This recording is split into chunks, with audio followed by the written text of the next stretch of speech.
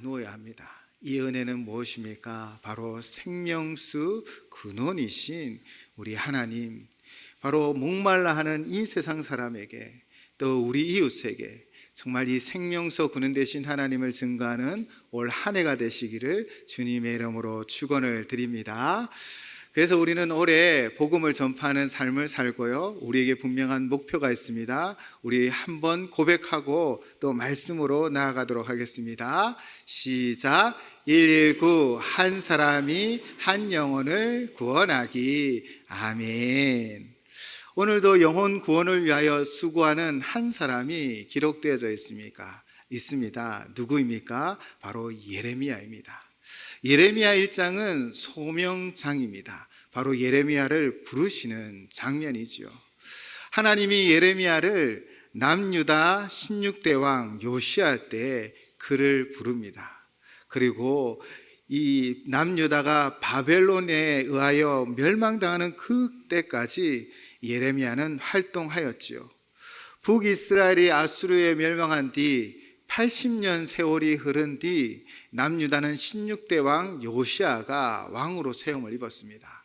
요시야 왕은요, 선한 왕으로 기록되어져 있습니다. 그런데 그 뒤를 이은 17대, 18, 19, 20대의 왕들은요, 악한 왕들이었습니다. 더욱 어둠이 짙어졌고 그로 말미암아 하나님의 심판은 곧 다가오고 있을 때였지요. 그때 하나님은 예레미야를 통하여 하나님 말씀을 선포하게 하십니다. 오늘 우리가 읽진 않았지만 2장 1절 그리고 2절 상반절에 이렇게 기록하고 있습니다. 여호와의 말씀이 내게 임하니라. 이르시되 가서 예루살렘의 귀에 외칠지니라. 여호와께서 이와 같이 말씀하시기를. 아멘. 하나님은 예레미야에게 외치게 하십니다. 그 외침이 무엇입니까? 여호와께서 이와 같이 말씀하시기를.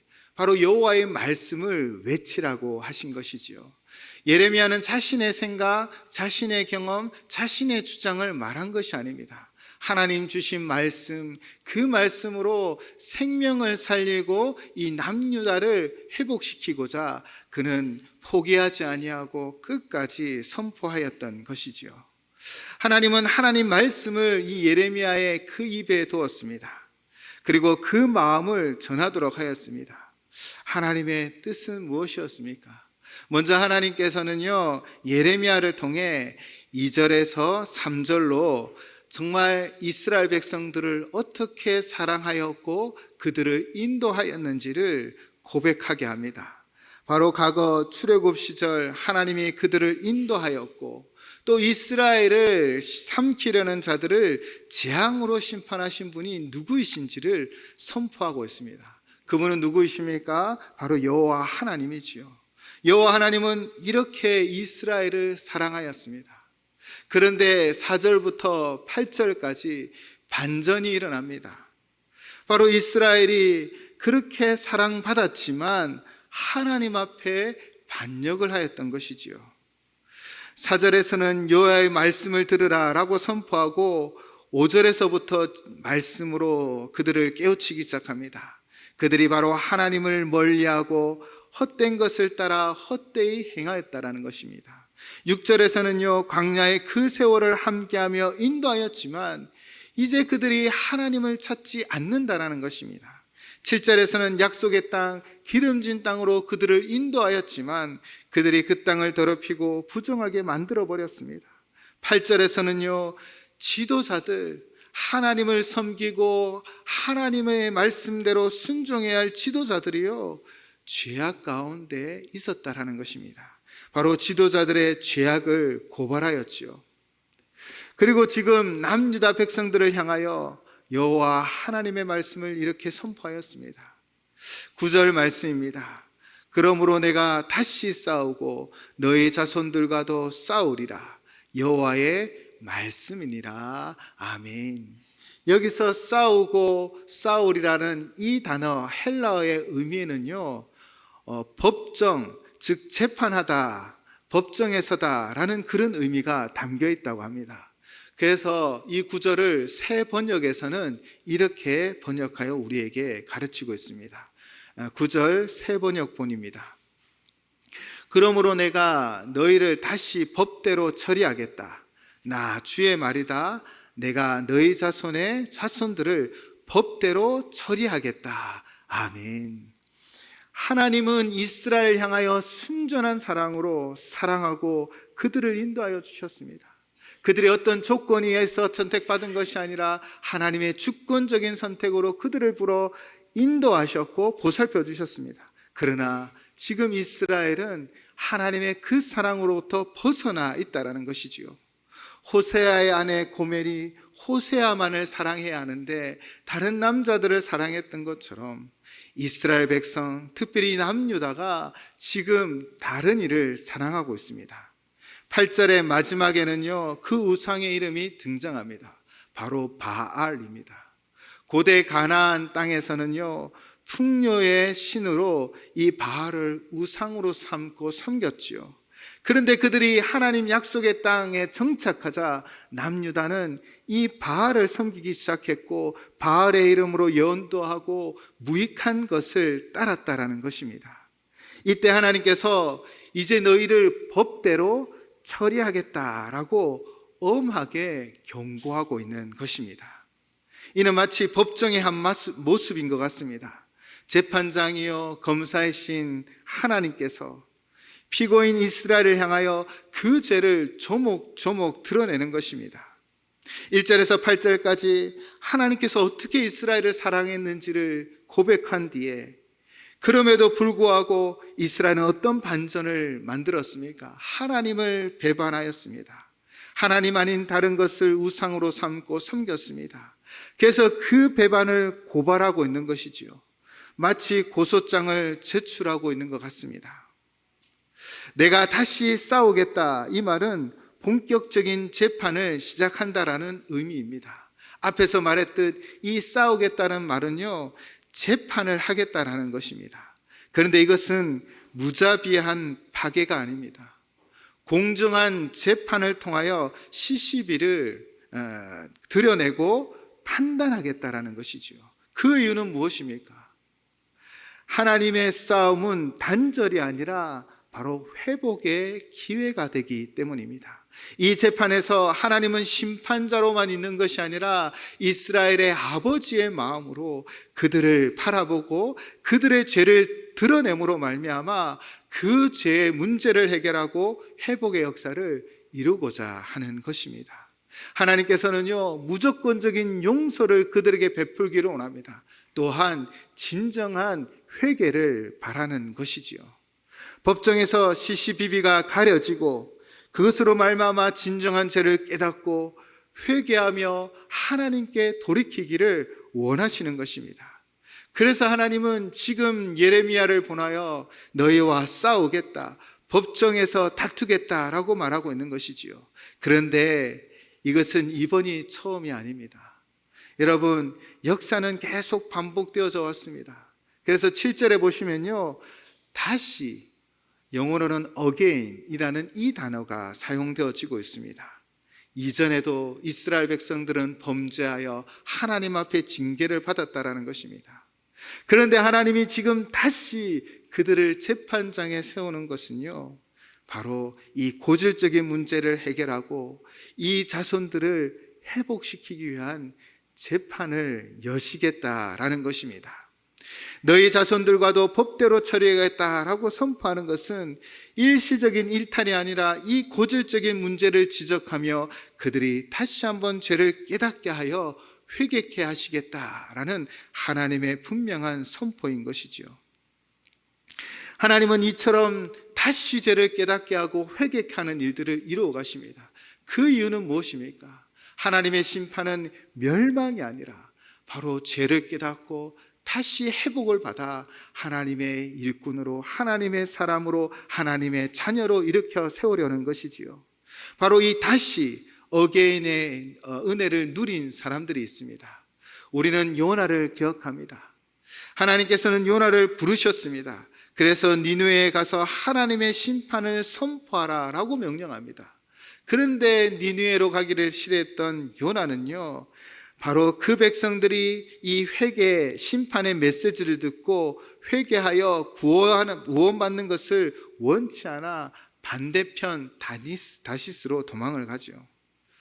결국 요나는 폭풍을 만나 물고기 뱃속에 갇히게 됩니다. 이 시련 가운데, 이 징계 가운데 요나는 하나님 앞에 회개하며 기도하였고 하나님은 그를 육지에 토해내었습니다. 그리고 요나는 다시 한번 하나님의 명령을 받고 니느웨로 가게 되었지요. 그 니느웨를 다니며 하나님의 심판을 선포하였을 때 어떤 역사가 일어났습니까? 다시 회개하여 돌아온 요나를 통하여 하나님은 니느웨 백성들을 긍휼히 여기시며 그들의 진정한 회개를 보시고 용서의 은혜를 베풀어 주셨다라는 것입니다.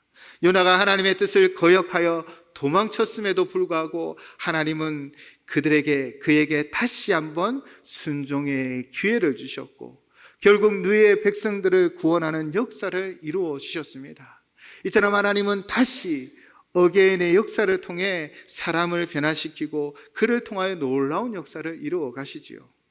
오늘 또한 베드로도 마찬가지입니다. 그도 다시의 은혜를 누렸지요. 베드로가 누구입니까? 예수님의 수제자였습니다. 그런데 베드로가 어떤 모습을 보였습니까? 바로 예수님을 3번이나 부인했고요. 마지막에는 저주까지 하였습니다. 그런데 사실 베드로는요, 예수님이 내가 닭이 울기 전에 나를 부인할 것이라는 그 분명한 예언의 메시지를 들었습니다.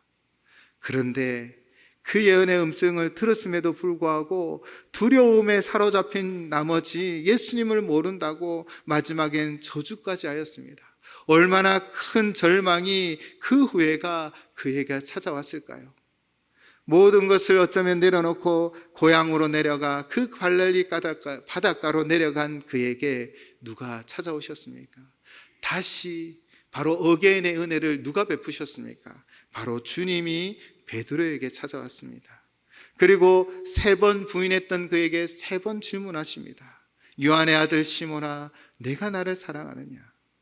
그 3번의 질문의 마지막 베드로는 이렇게 말하지요. 주님, 그러하나이다. 내가 주님을 사랑하는 줄 주님께서 아시나이다.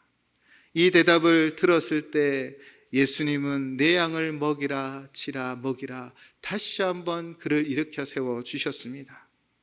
베드로는 두려움과 그 실수로 그 두려움으로 말미암아 무너진 삶의 자리에 섰지만 예수님이 다시 그를 찾아가 그를 일으켜 세워 초대교회의 강력한 지도자로 세워주셨고 복음 전파의 큰 사명을 감당하게 하였지요. 이처럼 하나님은 항상 다시 바로 어게인의 은혜를 베풀어 주십니다. 지금도 마찬가지입니다. 예레미야를 통하여 다시 한번 이스라엘 백성들을 일으켜 세우고 그들이 진정한 회개의 길로 나오도록 그들에게 메시지를 선포하고 있는 것입니다. 10절을 보면요, 이 재판장이신 하나님이 하소연하듯 이제 말씀하십니다. 10절을 보면요, 너희는 기띔 섬들에 건너가 보며 게달에도 사람을 보내 이 같은 일이 있었는지 자세히 살펴보라 라고 말씀하십니다. 기띔은 서쪽 지중해 섬들 중 키프로스 지역을 가리킵니다. 이 지역에는요, 이방신을 숭배하는 문화가 발달되었습니다. 게달은 동쪽 아라비아 사막의 끝입니다. 이 서쪽 끝과 동쪽 끝, 즉 온 세상을 돌아다니며 한번 너희들 살펴보라 라고 말씀하십니다. 무엇을 살펴보라고요? 11절을 보시면요, 어느 나라가 그들의 신들을 신 아닌 것과 바꾼 일이 있느냐? 어느 나라가 바로 이 넓은 온 세상을 돌아보면서 그들의 신들을 신 아닌 것과 바꾼 일이 있느냐라고 질문하십니다. 이 질문은 어떤 의미가 담겨 있습니까? 절대 그런 일은 없었다라는 강한 부정이 담겨져 있죠. 비록 그들이 섬기는 신이 가짜고 우상이었지만 그들은 조상들이 섬기던 신을 버리지 아니하고 다른 신을 섬기는 일들은 극히 드물었다라는 것입니다. 그들 자신들이 섬기는 신이 비록 무기력하고 능력 없는 신일지라도 자신들의 전체 성과 문화의 일부로 받아들였기 때문에 그들이 쉽게 바꾸지 않는다라는 것입니다. 그렇게 세상 이방인들은 가짜 신일지라도 그 신을 버리지 않는데, 그러나 이렇게 바뀌지 않는 이방인들과 다르게 이스라엘 백성들은 어떻게 했다고요? 바로 11절 후반부를 보시면, 그러나 나의 백성은 그의 영광을 무익한 것과 바꾸었도다. 이스라엘 백성들이 그렇게 쉽게 바뀌지 않는 것을, 그 어려운 것을 행했다라는 것입니다. 하나님께 영광을 돌리지 아니하고 그분의 영광을 무익한 것으로 돌려보냈습니다.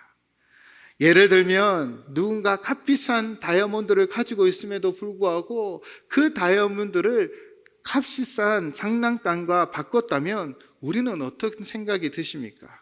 오늘 본문도 그러하다라는 것입니다. 이스라엘 모습이 비정상적이요 말도 안 되는 행위를 행하였다라는 것이지요.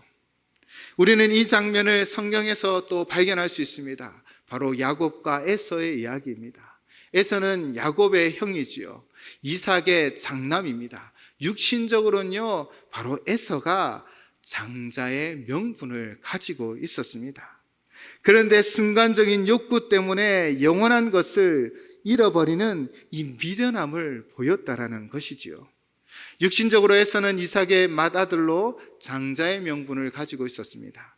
당시 장자의 명분은 단순히 맏아들로서 지위를 갖는 것이 아니라 영적인 축복, 가문의 계승권, 특별한 유업을 이어가는 중요한 자리였습니다. 하나님께서 아브라함과 이삭에게 약속하신 것을 바로 이 장자가 이어가는 것입니다. 육신적으로 장남인 이 에서가 이를 통하여 특권을 누릴 수 있었지요.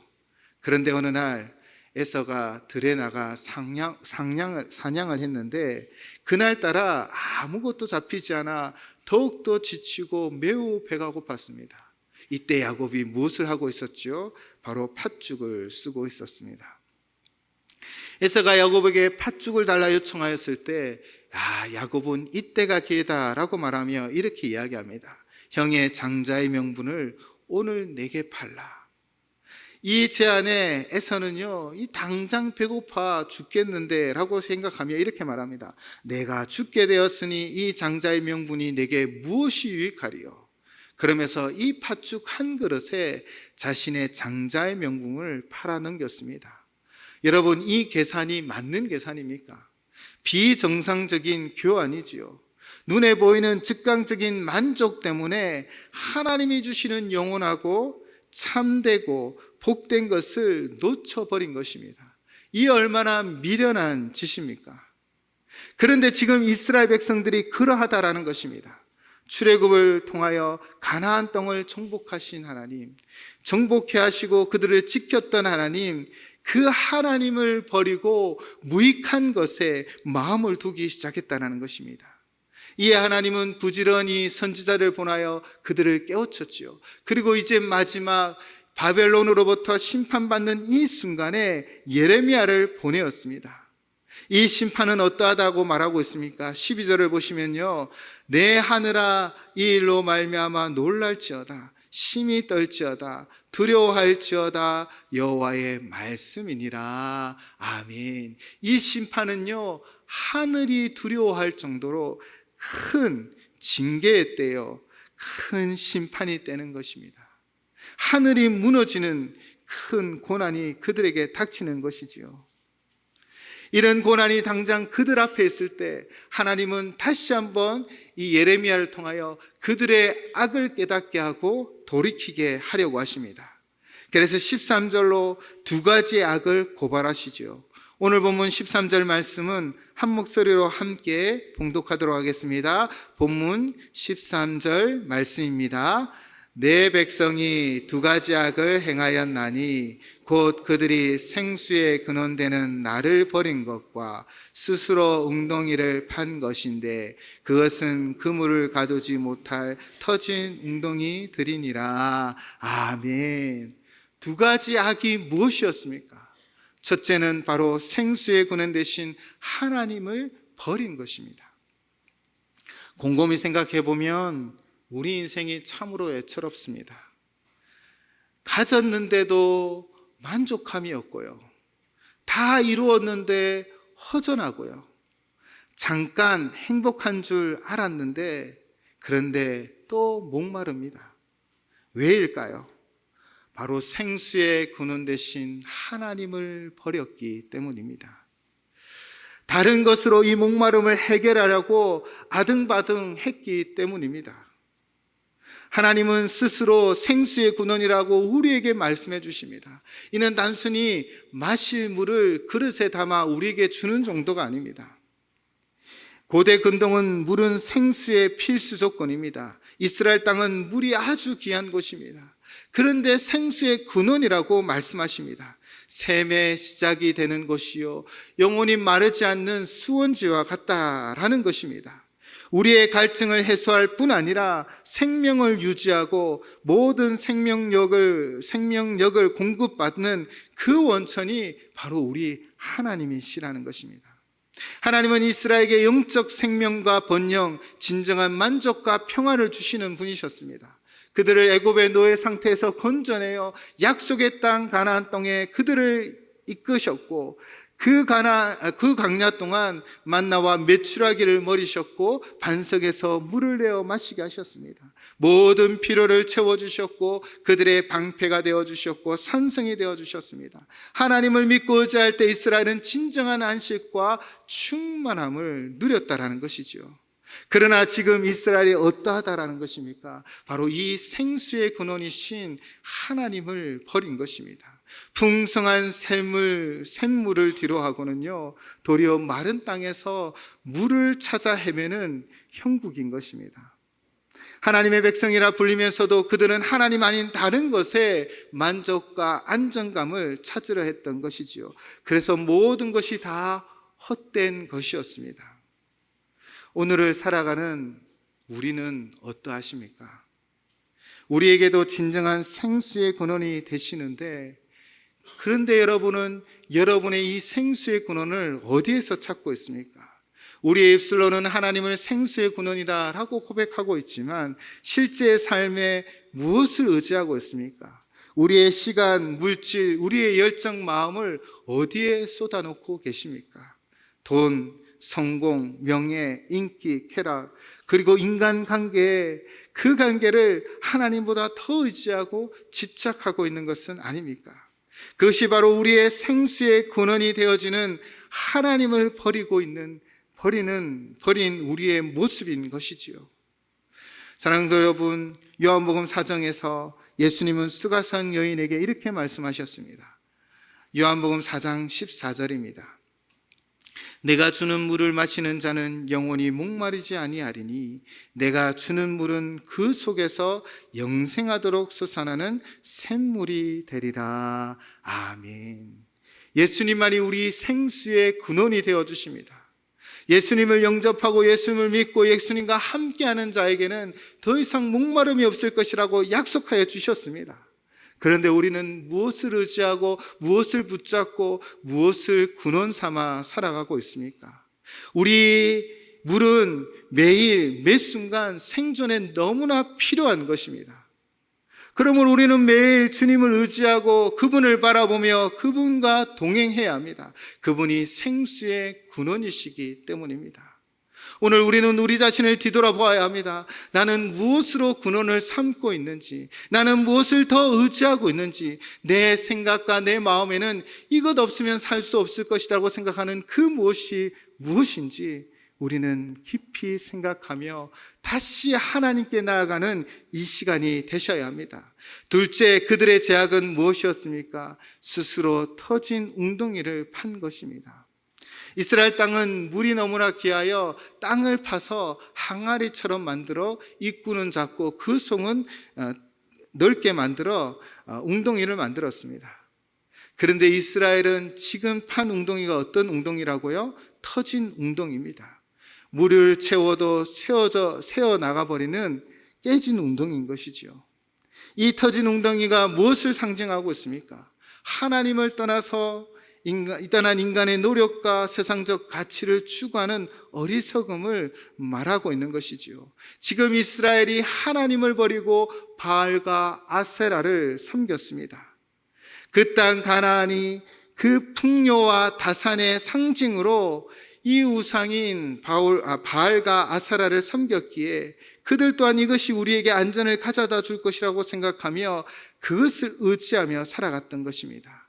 그 우상들은 아무것도 줄 수 없는 무익한 것들이었습니다. 그 우상을 섬기며 그들은 땅에 씨앗을 심고 그 우상들을 섬기며 풍성을 기원하였지만 그것은 터진 웅덩이와 같이 모든 것이 무너져 버렸습니다. 그들이 찾았던 쾌락과 그들이 찾았던 만족은 그들의 진정한 목마름을 해결해 주지 않았다라는 것이지요.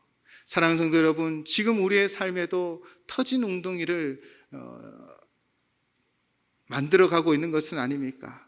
혹시 돈이면 괜찮은 줄 알고 돈을 향하여 나아간 것은 아닙니까? 인정받으면 더 이상 외롭지 않겠지라고 생각하며 파고 또 판던 것은 아닙니까? 성공하면 만족하겠지, 자녀가 잘 되면 걱정이 없겠지, 내가 그냥 종교적인 행위만 하면 괜찮겠지라며 쉼 없이 달려가고 애쓰고 있는 것은 아닙니까?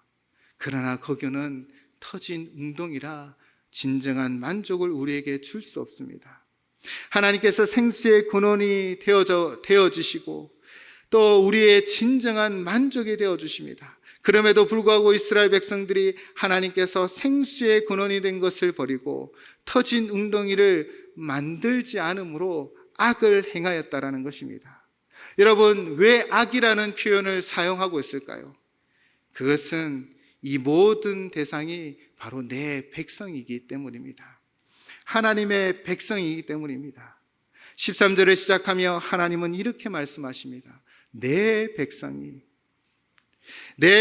하나님을 생명의 근원으로 삼고 하나님을 쫓아 살아가야 함에도 불구하고 하나님 아닌 것들로 생수의 근원으로 삼고 그것을 쫓아 살아가는 삶을 살아가기에 이제 지치고 낙심하고 심판의 대상이 되어져 버린 것입니다. 오늘 이 말씀을 통하여 하나님이 던지는 진정한 메시지는 무엇입니까? 너희는 심판받아 마땅할 죄인이라는 것을 깨닫게 하는 것, 그것만이 다가 아닙니다. 왜 나를 버렸느냐라고 따지는 말씀이 아닙니다. 오늘 예레미야를 통하여 남유다 백성들에게 선포하는 말씀은 너희는 나에게 다시 돌아오라 라는 말씀입니다. 생명의 근원 되신 주님께 돌아오라는 것입니다. 주님이 오늘도 우리에게 말씀하고 있습니다. 요한복음 7장 37절입니다. 명절 끝날 곧 큰 날에 예수께서 서서 외쳐 이르시되 누구든지 목마르거든 내게로 와서 마시라. 아멘. 우리는 다시 주님께로 돌아가야 합니다. 다시 말씀을 부여잡아야 합니다. 다시 기도로 나아가야 합니다. 다시 주님을 의지하는 자리로 돌아가야 합니다. 우리가 다시 돌이키며 하나님 앞에 나아갈 때 터진 웅덩이를 파는 삶은 멈춰질 것이고 진정한 생수의 근원 되신 하나님으로 말미암아 참 만족을 누리는 참된 백성의 삶을 살아가게 되어질 줄을 믿습니다. 사랑하는 성도 여러분, 오늘도 하나님은 다시 재판장에 우리를 세우십니다. 한 주간의 삶을 뒤돌아보며 우리 안에 있는 허물과 죄와 또 하나님을 생명수로 삼지 못하였고 또 우리가 우리 자신을 위하여 터진 웅덩이를 팠던 모든 것을 고백하며 다시 하나님께로 돌아갑시다. 그러면 하나님은 우리에게 영원한 생수를, 우리의 목마름을 해결하여 주시며 우리를 인도하여 주실 줄을 믿습니다.